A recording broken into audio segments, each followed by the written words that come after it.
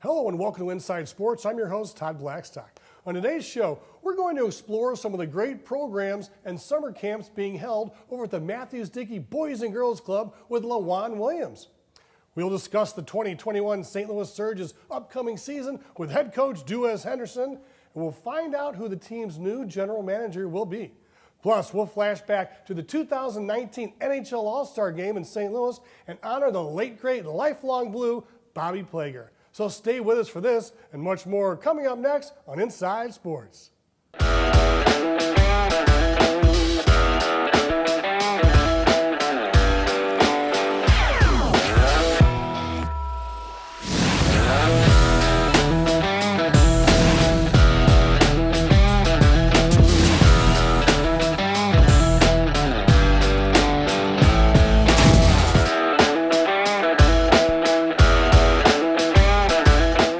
Welcome to the show.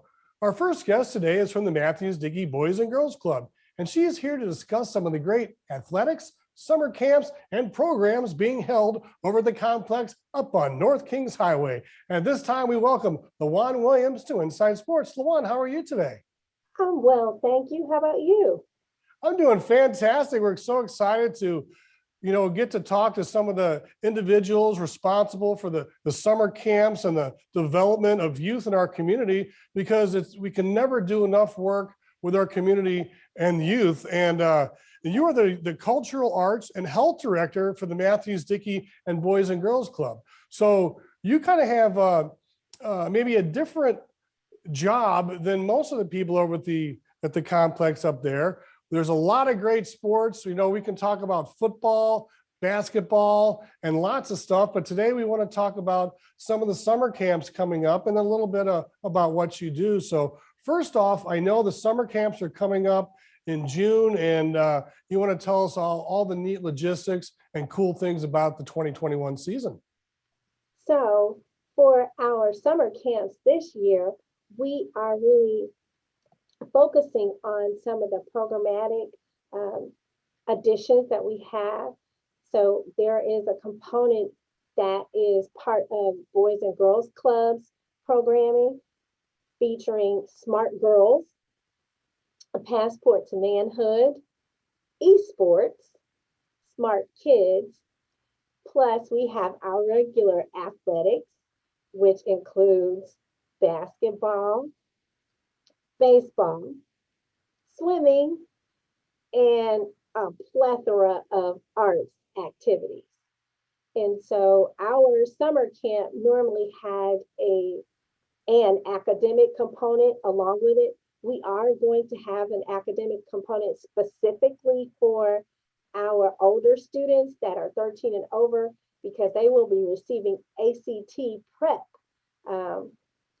twice a week within the confines of summer camp. They also will have golf. So we have some of our same components, but we're merging them with the programs of Smart Girls, Smart Boys, and Passport to Manhood, which are our flagship programs for Boys and Girls Clubs. And so that really is going to have the same schedule, if you will, for our youth, meaning that they are allowed to attend camp from 7:30 to 4:30, and they receive a cold breakfast and a hot lunch. But within the confines of the program time, they will change hour to hour the different sessions that they endure or that they encounter within the summer camp day.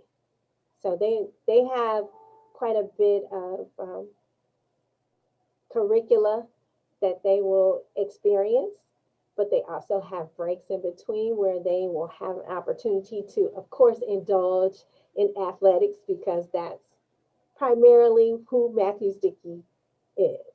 And fantastic. And now, I guess a few years back, you started including the girls. It was always the Mathews Dickey Boys Club, and then there was other girls clubs around the region that they could do things. How has it gone since you've implemented bringing the girls in? Is it working out well? It's been fabulous. I mean, when I entered, the girls were here. Girls were officially put on campus around 1989 and 90, and they put girls on the marquee. So it was Mathews, Dickey Boys and Girls Club after 1989. And Evie Williams had this huge fundraising effort, and another part of the building was extended so that girls can be included. So it just made our programs at Mathews Dickey more comprehensive, because we were able to include cultural arts where the girls were allowed to take dance and poms and a lot of different music components and visual arts, as well as there were events such as cotillion, a girls mentoring program. A lot of character education was comprised within those program components. So it's been a great improvement, and it's made a tremendous impact on the girls. Now, you know, it's been some 27, 28 plus years that we've had girls incorporated in the program, or even more, really. And so we have quite a huge alumni base that are not just part of the cheerleading component, but some of our special events included a lot of the girls. In the past, a lot of people were very familiar with our program that we had called Sky is the Limit, which was a female mentoring program, and Sheer Elegance, which also included the girls. So we had quite a few events where the girls were a very big presence in our programs. And we made quite a bit of an impact because they received scholarships. They received a lot of tutelage and mentorship from a lot of women that were considered prestigious in our community, that would talk to the girls about career and college preparation, as well as some of the things that you just need to learn to become a significant or a special young lady in society today.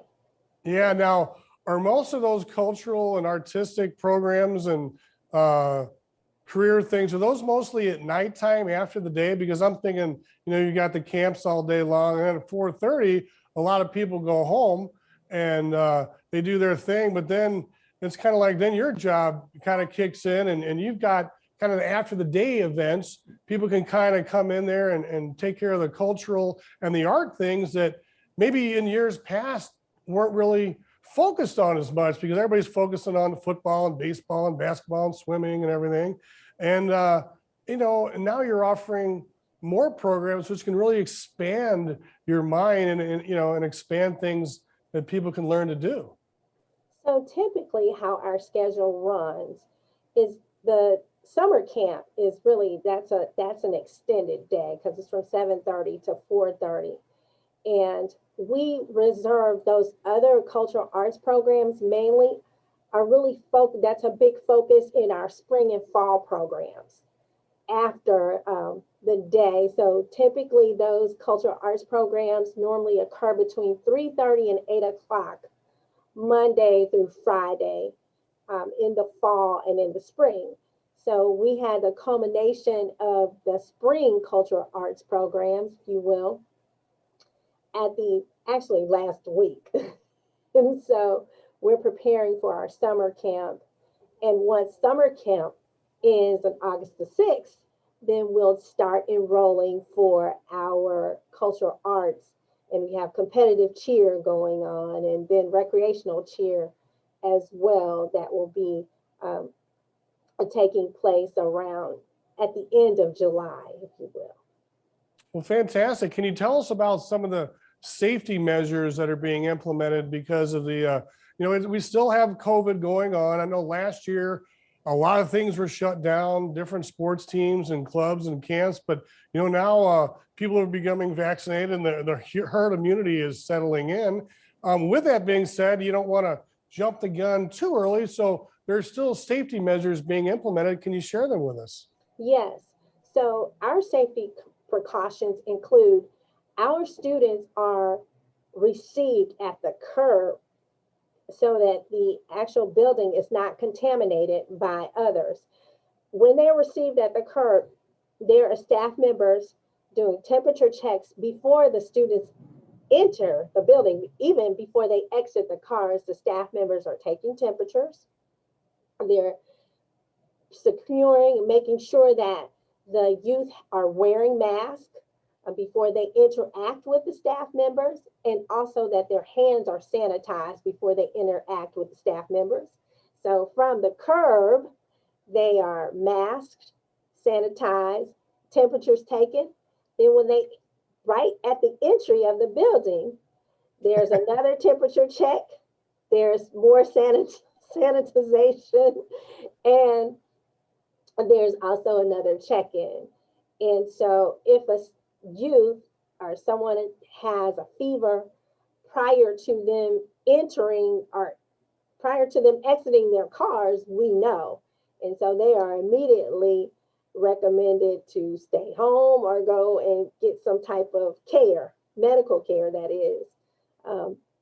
So just as an extra precaution for our staff and for the other members that will be attending camp, once they are entered or once they enter the building, hourly, there is sanitation going on in the building, and the students, as they matriculate through the day in the program, their hands are sanitized. There's constant mask checks. They're constantly encouraged to stay 6 feet apart. So we have a ratio, if you will, in each classroom. Nice. Where, you know, it's 1 to 9 for the ratio, and everyone is spaced as a result of COVID precautions that we implemented last year, actually, when we had summer camp. So those protocols are in process already and have been, like Awesome. Well, before we let you go, I believe it's 6 to 18. The price is $50 membership fee and $250 for the 6-week. Partial scholarships are available. And can you tell us, if someone wants to sign up, how should they go about it? Can they do it online? Can they call and just let us know that, and we'll let you go? Absolutely. If you or anyone you know is interested in attending Mathews Dickey Boys and Girls Club summer camp, or summer camp for Boys and Girls Clubs of Greater St. Louis, you may go online to bgcstl.org and go where it says memberships or become a member. That's what it actually says. And once you enroll for the member, you look up become a member. There's options for summer camp, actually comes up immediately because that's our program that we're featuring right now. And you may enter all that information for the summer camp, your name, your address, all the payment information is available also. And all righty. That's it. Well, thank you so much. And what I understand, you can also call Joyce Jones at 314-679-5251. LaJuan, thank you so much for joining us. We appreciate it so much. Thank you, Todd. It was a pleasure. All right, we'll talk to you soon. Appreciate it. We're going to go ahead and take a quick break now, but stay with us as St. Louis Surge head basketball coach Duez Henderson joins us after the break.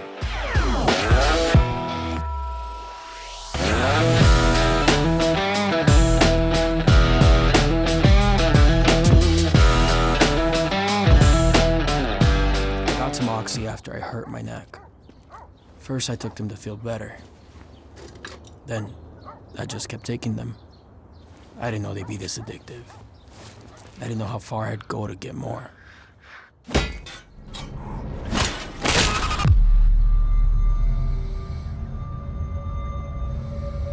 Opioid dependence can happen after just 5 days. Know the truth, spread the truth. And welcome back to the show. I'm Todd Blackstock. Well, due to the pandemic, the 2020 two-time national champion St. Louis Surge's season was canceled. But the details are being ironed out as we speak on the 2021 season. And joining us now via Zoom is the head basketball coach and new general manager of the St. Louis Surge, Duez Henderson. Duez, how you doing? Todd, thanks for having me here. You know, we're so excited. We got clearance to mention this. We're not taping live, but congratulations on being the new general manager of the St. Louis Surge. It must be very exciting. Todd, it is very exciting, to take the next step within this great organization. And the thing that I'm really excited about is just to be able to have more of an imprint on something that's already been great, being able to take it to the next level, make it a better place. Just really excited all the way around about not only coaching, but also that GM role. It does put me more in the fire with things and put more responsibility on my plate, but I'm really excited for it, and it's going to be a great transition. Yeah, Clea Collier is the owner and former general manager, did a wonderful job for, 8 years or so, building the team from its roots all the way up to winning national championships and being a tip or two away a couple of times from, more championships. But, when you become the vice president of a major league soccer team of community relations, some of your other duties, might have to go away a little bit. So she couldn't have thought of a better candidate. And since you're the head coach, you probably know what you need on your team. I mean, if you need a little more height, if you need, some more ball skills or an outside shot, now you can address that, with Clea or however you guys work it out, but you can address that as a head coach and kind of like you get right to it. Yeah, and that's been a fun part of it. Going back to 2020, we were just starting the roster development phase of things with the roster. While I was going to have some input on it, it was going to be a collaborative, event between Clea and I and some others. But with this transition to general manager, it does fall solely to my plate. And obviously, there's some other people in the organization that I lean on for input and insight, but it does, right? I get to see it from start to finish and really be able to craft a roster and put together a roster that fits the way that we want to play and the things that we want to accomplish. And I think this year we're off to a great start doing with that, with not only the returners, right? Because we're still returning a heck of a base that's been around for a few years and has had great experiences in other European leagues and that kind of deal, plus an influx of new talent that's exciting as well. And, being able to blend and mix those two groups together is going to be fun, exciting, and ultimately, hopefully, end with a great on-floor product. Can you give us a little sneak preview of some of the returners? Because this is actually your third year with the team, but last year, due to the COVID pandemic, we had to cancel the season. And so I'm sure some people trickle away, and then, you find new players as well. Some of the returners from a couple of years ago, I know there's a couple I really hope are. Yeah, definitely. So first, I think I will be remiss if I didn't start with Rebecca Harris. She's, returning reigning MVP of the GWBA. Due to the COVID season, she ended up going back to Europe in a shortened role to help a team kind of with their playoff push. She had a great season over there, got back about 3 weeks ago, and she's ready to go. And then, again, Christy Bellock is back. She's excited to get going. For those who've been Surge fans for a while, the name Leah Cotton may ring a bell. She was not with us in 19, but Leah Cotton is slated to be back with us in 2021. And then also Kelsey McClure as well. And then, also Jaleesa Butler will be with us back in some capacity. We're still working out the details of that. So a lot of familiar faces, a lot of, people who have made Surge what it is to this day that I'm really excited to be back with, really excited to get to work with again. And then also new to the roster, assistant coach Steve Allen, who has been a head college coach at the NAIA level, current assistant coach at the NAIA level, really brings a different perspective to the game. He and I have worked together a lot over the past 14 or 15 months in terms of roster development, style of play, and just that kind of deal. It was really ironic. So Steve was hired last March, and the day that we were at Surge headquarters and signed his contract, that was the day that the NCAA canceled their tournament, and then it was just kind of a downward spiral, and then ultimately led to us canceling our season as well. But with Steve and I, and then also our entire unit, we were able to make the most of 2020. We still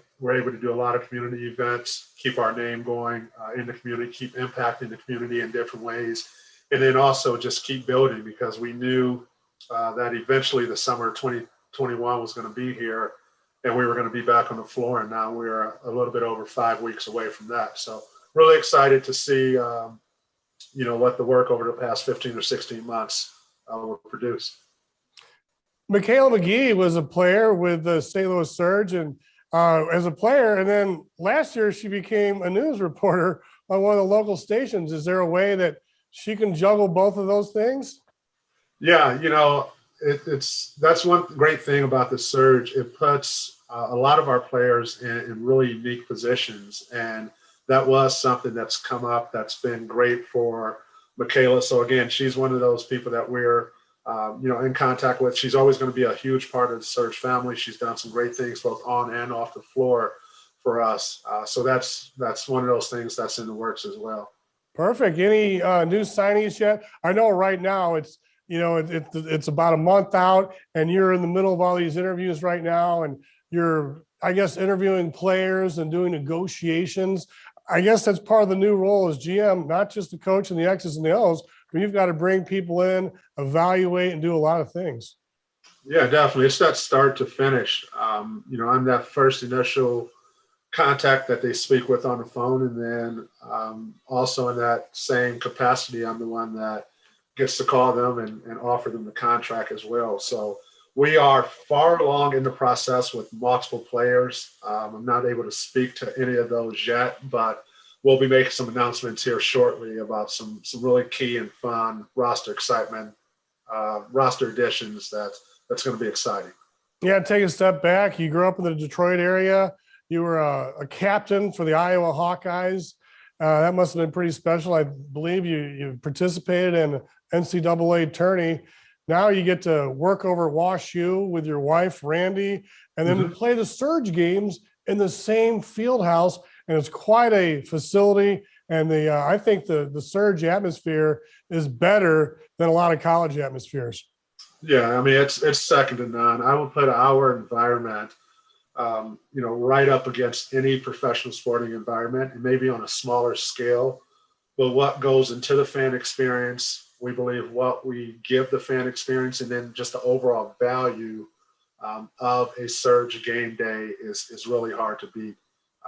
We really try, and I think we do a good job of making it more of an experience, right? Like, we don't want people to say, hey, are you going to the Surge game today? Like, hey, let's go have a good time and watch the Surge play, because there's a lot of other things that go into it. And it's, we're very intentional about the way, we schedule in-game entertainment. From the minute you walk into the doors of a Surge game, we want you to feel that excitement. We want you to feel that experience, and we want it to walk away to be memorable, because not only do we want you to come back, Todd, we want you to go and get 4 or 5 of your friends and bring them with you as well. I love it. Thank you, Duez, so much for joining us. Before we let you go, we know VIP passes are available to buy in those sections, general admission. And I know we're shooting for June 12th as the opening day. And where can people go, before we let you go real quick, to keep a day-to-day basis? Probably Facebook, and there's probably maybe a website or something online, or a number. Yeah, definitely. We're readily available to find online. STLSurgeBasketball.com, roster updates, schedule updates, ticket information, and then across all the social media platforms, your Instagram, your Twitter, your Facebook. STL Surge Basketball is your spot to go. Well, thanks a lot, Duez. Congratulations, and you're a great role model, and we need more people like you in St. Louis. Well, Bob Plager was one of the original St. Louis Blues and played in 3 Stanley Cups in his first 3 years as a Blue, but never winning one. He was a stalwart defenseman who was famous for his hip check, and he wouldn't hesitate to drop the gloves to protect his teammates when needed. After his playing days, he coached and remained with the organization as a scout and PR man for roughly 50 years. In 2019, he finally got his cup. But recently, Bob Plager passed away. And right now on Inside Sports, we're going to revise some excerpts from our conversation from the 2019 NHL All-Star Game right here in St. Louis. Legendary Blues alumni, former player, executive coach Bob Plager. And Bob, I mean, we had the NHL Stanley Cup, and now we've got the All-Star game, and this is game day, and it's all culmination. It's a wonderful event. Well, this has been great. The hockey here in St. Louis, we talk about the Stanley Cup and the All-Star game, but you know what, All-Star, that Winter Classic, that was one of the greatest days here, the Winter Classic we had, and then Stanley Cup last year, you couldn't ask for anything more. And right now, this All-Star game, the city of St. Louis, I mean, it's a hockey city right now. In 2019, Plager enjoyed the Stanley Cup Championship Parade down Market Street in front of City Hall in downtown St. Louis. I had the honor of interviewing and chatting with Bob over the years, and here are some excerpts from Bob Plager on Inside Sports back in 2005. Were you guys the original Hanson brothers? Well, I don't know, when the movie came out, a lot of people talked that way, and you know, we were the first three brothers to play in the National Hockey League and to play pro, and I think the way we played sometimes, there was some parts in there, and you know, when you talk about that movie Slapshot, I think if people watch that movie or watch closely, there was a lot of St. Louis Blues, you know, the Blue Note was in that movie quite a bit, and to me, my daughter saw the movie and she went crazy because in one of the scenes when Paul Newman come into his apartment, there's a big picture on the wall with the St. Louis Blues player, and that was my picture on there, so I'm in the movie, but it's just a picture hanging on the wall. Bob loved to support charitable efforts and was witness to one of the most uncomfortable moments of my broadcast career. I'm glad somebody thinks it's funny. And one of the NHL's all-time great defensemen, St. Louis Blue Bob Plager, is with us. And you know, Bob, here at the Guns and Hoses on Ice, you know, you're offering your time, and it's a great cause. You guys are gonna have a lot of fun out here, aren't you? Well, it's a great cause, and I do have fun. I mean, I enjoy this probably more than anybody else coming out here and playing, and it's a lot of fun, and I'm still going to play to win, though. Can you tell us a little bit about, you know, your involvement with the event? Do you just come out here and play for support, or, you know, do you have any insight you could give us about this event? Well, Tony phoned to come out here and play, and I've seen the Guns and Hoses, and you know, these are people, I got a lot of friends that are in the fire department, police department, a lot of them, so, you know, it's anything we can do to help out, and in a game like this is some way I can help, and it's something I can do. Robert Bryant Plager was born March 11th, 1943 in Ontario, Canada.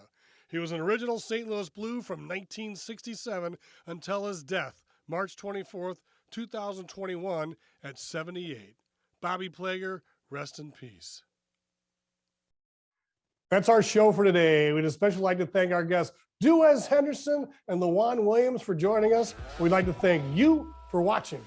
I'm Todd Blackstock. Thanks for watching Inside Sports on STL TV. Experience St. Louis.